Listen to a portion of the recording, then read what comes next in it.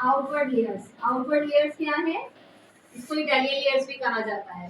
Layers हमारे क्या काम करती है? लेयर्स हमारे फेस फ्रेमिंग के काम आती है। फेस फ्रेमिंग मतलब कि आपका अगर फेस ब्रॉड है तो उसको नॉर्मल करना, छोटा फेस है तो उसको नॉर्मल शो करना, और अगर नॉर्मल फेस है तो उसको नॉर्मल रखना।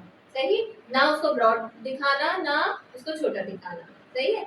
तो ये लेयर्स, बेसिक लेयर्स क्या होती है? इनवर्ट। इनवर्ट से मुराद कि आप बालों को अंदर की तरफ काट रहे होते हैं, जैसे कि ब्लो ड्रायर होता है, एक इनवर्ट होता है और एक आउटवर्ड होता है। इसी तरह लेयर्स होती है, एक इनवर्ट होती है एक आउटवर्ड होती है। इसी तरह स्टेप्स भी होते हैं, एक आप सीधा काट रहे होते हैं, एक उसको आउटवर्ड पे काट रहे होते हैं, एक आप इनवर्ट पे काट रहे होते हैं। ठीक है। तो आज हम करें आउटवर्ड लेयर्स। आउटवर्ड लेयर्स का क्या है? आउटवर्ड लेयर्स हम और इनवर्ट लेयर्स में क्या फर्क है? आउटवर्ड लेयर्स में हमें लेयर्स के साथ वॉल्यूम मिलता है, जो कि हमें इनवर्ट लेयर्स में नहीं मिलता है। जब हम लेयर्स करेंगे तो हमें बैक से एक शेप मिलेगा, यू मिलेगा या वी मिलेगा। ठीक है। लेयर्स, नॉर्मल लेयर्स और आउटवर्ड लेयर्स आप हर तरह के बालों के टेक्सचर पे कर सकते हो, चाहे बाल आपका स्ट्रेट हो, चाहे वेवी हो, चाहे बहुत ज्यादा कर्ली हो। लेयर कट वाहिद कट ऐसा है जो हर बालों पे किया जा सकता है। अब आ जाइए फेस शेप। जब फेस फ्रेमिंग की बात करते हैं तो फेस शेप आता है इसमें। अब फेस शेप क्या है? जब हमें फेस शेप जज करना ही नहीं आएगा तो हम किस तरह अपनी गाइडलाइन बनाएंगे? ये चीज है ना। तो हमें फेस शेप कैसे जज करना है? अब आपको पता है कि फेस शेप बहुत तरह के होते हैं, स्क्वायर में होता है, ओवल में होता है, राउंड में होता है। ठीक है। अब किस तरह जज करें? क्योंकि अगर हमारे पास छोटा फेस आ रहा है तो वो भी किसी शेप में ही है ना, या तो वो गोल शेप में है छोटा फेस, ये थोड़ा सा ओवल में है या स्क्वायर में है। अब हमने क्या करना है? हमें 3 कैटेगरीज बना लेनी है, स्मॉल, मीडियम एंड लार्ज। ठीक है। अब जैसे छोटा फेस आ रहा है, जैसे 3 एजेस बच्चियां होती हैं, दुबली पतली होती हैं, छोटे नकुश होते हैं, उनके फेस का जो शेप है वो राउंड है, लेकिन जब आप उनको देख रही हैं तो आपको लग रहा है ये इसका तो फेस लुक जो है बहुत छोटा सा लग रहा है, तो वो आप स्मॉल में लेके जाएंगे। ठीक है। अब आ जाइए मीडियम। मीडियम क्या है? फेस शेप चाहे वो गोल हो चाहे हल्का सा ओवल में हो, लेकिन नॉर्मल लग रहा है आपको, ना वो आपको छोटा लग रहा है ना आपको वो बड़ा लग रहा है, वो आपको नॉर्मल लग रहा है, तो वो हमारी कौन सी कैटेगरी में जाएगा? मीडियम में। अब आ जाइए थर्ड कैटेगरी, यानी कि हमारे लार्ज। स्मॉल, मीडियम, ये हमें हो गया। अब लार्ज। लार्ज में क्या है? गोल शेप है लेकिन थोड़ा बड़ा लग रहा है, डबल चीन है वो ब्रॉड फेस हो गया, ओवल है वो आपको लग रहा है यार बहुत लंबा फेस है। ठीक है। ये हमारी थर्ड कैटेगरीज आ गई। तीनों कैटेगरीज में शेप एक ही तरह के हैं लेकिन साइज का फर्क आ गया है। अब जब साइजेस का फर्क आ गया तो गाइडलाइन भी अलग अलग होगी, एक ही तो गाइडलाइन नहीं रहेगी ना। अगर जब हम स्मॉल फेस की बात करते हैं तो स्मॉल फेस में हम गाइडलाइन बनाएंगे नोज। ठीक है। मीडियम फेस में हम गाइडलाइन बनाएंगे लिप्स, और लार्ज फेज में हमारी गाइडलाइन बनेगी शेप। ठीक है। अब ये आगे हमारी गाइडलाइन। अब आ जाएगी बालों का टेक्सचर। हमने अभी फेस शेप जज किया, उसके अकॉर्डिंग हमने गाइडलाइन बनाई कि किस शेप में हमें क्या गाइडलाइन बनाई।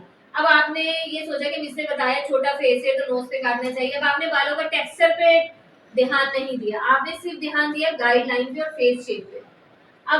अब इस बच्ची का जो फेस है ये कौन सी कैटेगरी में जाएगा? हमारी स्मॉल में, छोटा फेस है, तो इनकी गाइडलाइन हम क्या बनाएंगे? अब इस बच्ची का जो बाल है वो है स्ट्रेट। अगर ये बाल वेवी होता, अगर मैं नोज पे काटूंगी तो कहाँ कट जाएगा? ऊपर चल जाएगा। जितना वेव आ रहा होगा ना, बड़ा वेव आ रहा होगा, उतना हम बढ़ाते जाएंगे। अब इस बच्ची का बाल स्ट्रेट है ना, तो ये भी थोड़ा सा जंप करेगा, गीले होने के बाद और ड्राई होने के बाद थोड़ा सा जंप करेगा, तो हम नोज से ½ इंच नीचे कट करेंगे ताकि वो ड्राई हो गए नोज तक आ जाए। कभी भी स्ट्रेट बालों को भी उसी गाइडलाइन पे नहीं काटना। अब ये नोज पे काटोगी, ये जंप करके नोज से थोड़ा सा ऊपर चला जाएगा। समझ आ गया? सबसे पहले हम बनाएंगे प्रोफाइल और बालों को अच्छी तरीके से गीला करेंगे। अब बनाएंगे गाइडलाइन। गाइडलाइन के लिए हम छोटा सा ट्रायंगल बनाएंगे, और अगर आप ट्रायंगल नहीं बनाना चाहें तो आप ½ इंच का बाल दोनों साइड से लेंगे। ठीक है। लेने के बाद आपने नोज, अब इनको जो हमारी मॉडल बैठी हुई है इनको शॉर्ट नहीं चाहिए, इनको चाहिए लॉन्ग लेयर्स, तो हम लॉन्ग लेयर्स करेंगे। लॉन्ग लेयर्स की 3 गाइडलाइन होती है, नेक, शोल्डर एंड चेस्ट। ठीक है। तो हम इनकी जो ये है हुई भी है, इसी को गाइडलाइन बनाते हुए चलेंगे। और फेस के अकॉर्डिंग जब हम काम करेंगे तो वो 3 गाइडलाइन है, उसके अकॉर्डिंग काम करेंगे।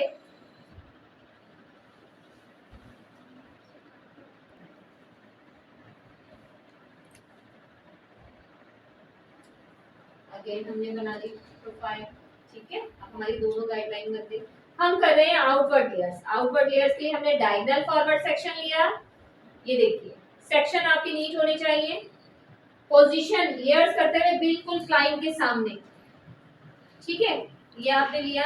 अब ये देखिए फिंगर्स को डायगोनल रखना है, ये गाइडलाइन है, ये cut. Again diagonal forward section,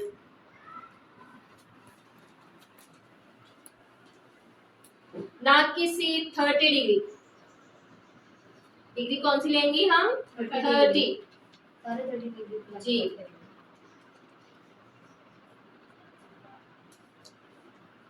अभी देखें लेंथ नहीं जाएगी हमारी, लेंथ हमारी सेम रहेगी लेकिन फ्रंट शॉर्ट होगा। ये आपने अपने क्लाइंट को बताना है। हाँ, अब हमने लॉन्ग लेयर्स भी लिए लेकिन फ्रंट शॉर्ट होगा। देखिए सेक्शन नीट होने चाहिए। अब कटिंग कॉम और टेलकॉम में क्या फर्क है? टेलकॉम हेयर स्टाइलिंग के लिए यूज होता है, कटिंग कॉम कटिंग के लिए यूज होता है। जो मैं सेक्शन निकाल रही हूँ आपके सामने टेलकॉम यूज नहीं कर रही, मैं क्या कर रही हूँ? Cutting com. बहुत सी हमारी स्टूडेंट है वो टेलकॉम से सेक्शन निकाल रही होती है कि मिस इससे सेक्शन बहुत नीट निकलता है। वो हेयर स्टाइलिंग के लिए और ये कटिंग के लिए। जैसी आदत बनाएंगे वैसी आदत बनेगी।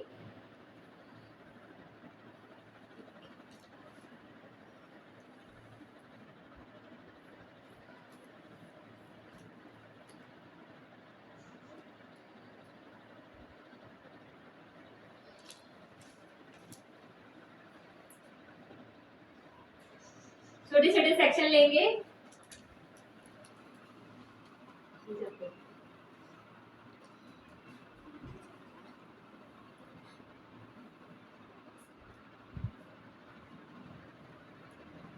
देखिए 10 बार आपको कॉम करना पड़े ना तो आप 10 बार कॉम करें।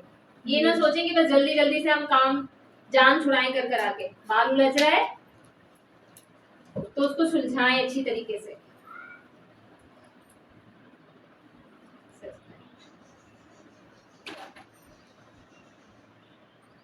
हमारी अब जो है ना गाइडलाइन ट्रैवल कर रही है, हम शॉर्ट से लॉन्ग की तरफ जा रहे हैं।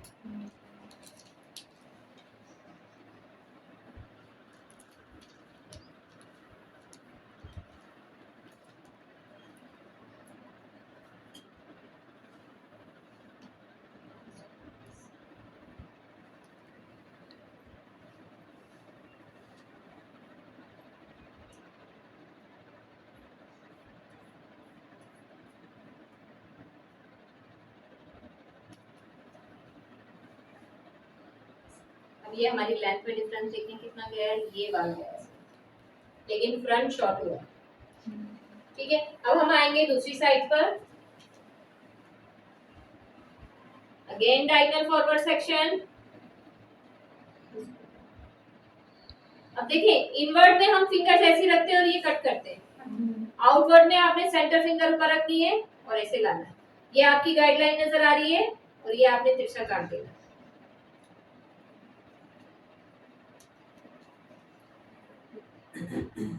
जितना छोटा सेक्शन उठाएंगी उतनी होल्डिंग अच्छी होगी, जितना नीट सेक्शन उठाएंगी उतनी कटिंग अच्छी होगी। दो चीजें बहुत मायने रखती हैं कटिंग में, neat section and holding. Third हमारा क्या होता है? एंगल।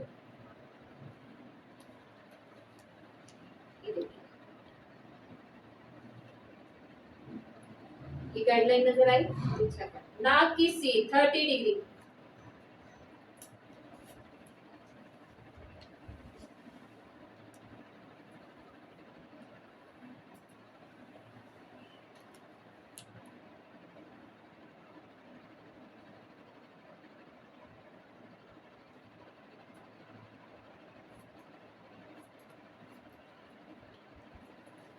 आपने लेयर्स भी बताऊंगी, सामने आके खड़े होके करना है। मैं साइड पे खड़ी हूँ कि आप लोगों को नजर आ सके।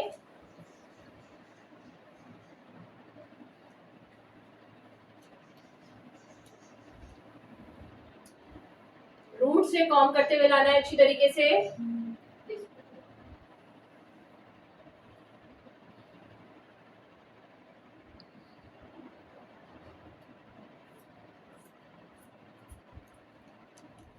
आपको नजर आ रहा है?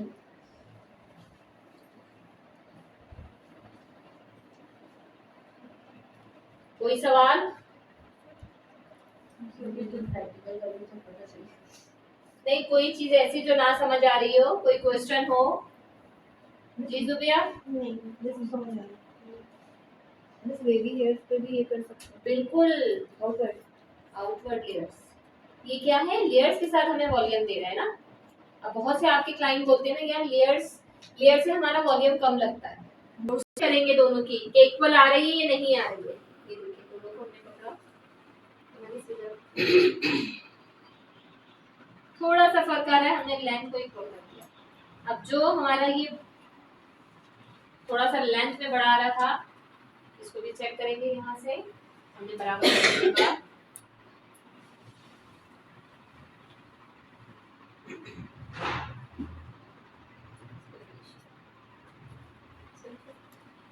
ये हमारी आउटवर्ड लेयर्स, ठीक है। अब जब हमने लेयर्स दी तो हमें बैक से एक शेप मिलेगा। ज्यादातर स्टूडेंट और हमारी जो ब्यूटिशियंस है वो क्या करती है, सिर्फ लेयर्स दे देती है, बैक पे शेप को नहीं देखती कि शेप क्या है।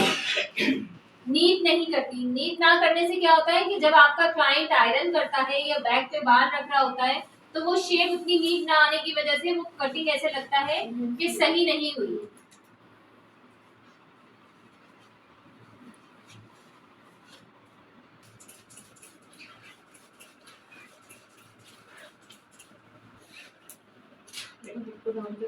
शेप देते हुए हमेशा अपने क्लाइंट का जो हेड है फ्रंट की तरफ डाउन करवाएंगे, अच्छी तरीके से कॉम करेंगे और शेप चेक करेंगे कि आ क्या रहा है।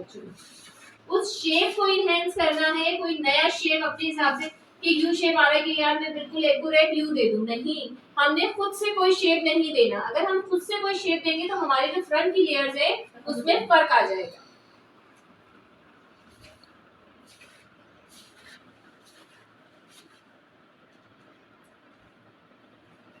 लाइट सी बस स्ट्रीमिंग करेंगे हम कि हमारा क्लाइंट जब आयरन करे तो प्रॉपर एक शेप, नीट शेप उनको मिले।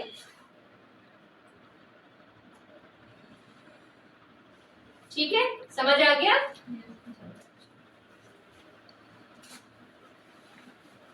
छोटे छोटे सेक्शन उठाएंगे, उठाने के बाद आप प्रॉपर पहले स्ट्रेट ड्रायर इधर से करेंगे, नीचे से करेंगे, करने के बाद ब्रश को भी डायगोनल रखना है। आपने फिंगर्स डायगोनल रखी थी तो ब्लो ड्रायर करते वक्त भी आपने ब्रश को डायगोनल रखना है। ये देखिए हल्का तिरछा और ड्रायर करनी। जब आप करेंगी तो ये आउटवर्ड लुक देगा। ऐसे करोगे मैम, जो जैसे न्यू बाल आ रहे हैं नीचे, तो वो हमारी जगह अगर हम कहीं जा भी रहे हैं और वहाँ अपने बालों जी, तो वो बुरा नहीं लगेगा? बेटा देखिए, जब हम करते हैं ना तो हम प्रोडक्ट यूज करते हैं। प्रोडक्ट से मुराद मूव लगाते हैं जी, ठीक है। मूव लगाते हैं, मूव लगाने के बाद हम प्रॉपर ब्लो ड्राई करते हैं, फिर लाइट सा स्प्रे करते हैं। जब लाइट सा स्प्रे करते हैं ना तो जो हमारी बेबी हेयर्स है ना वो स्टिक हो जाते हैं, ठीक है। कभी भी ब्लो ड्रायर में आप सीरम यूज नहीं करेंगे। सीरम यूज होगा आयरन के लिए, ठीक है। सीरम क्या होता है, ग्रीसी होता है। आयरन में भी आपने चंद ड्रॉप्स लगाने होते हैं, ठीक है।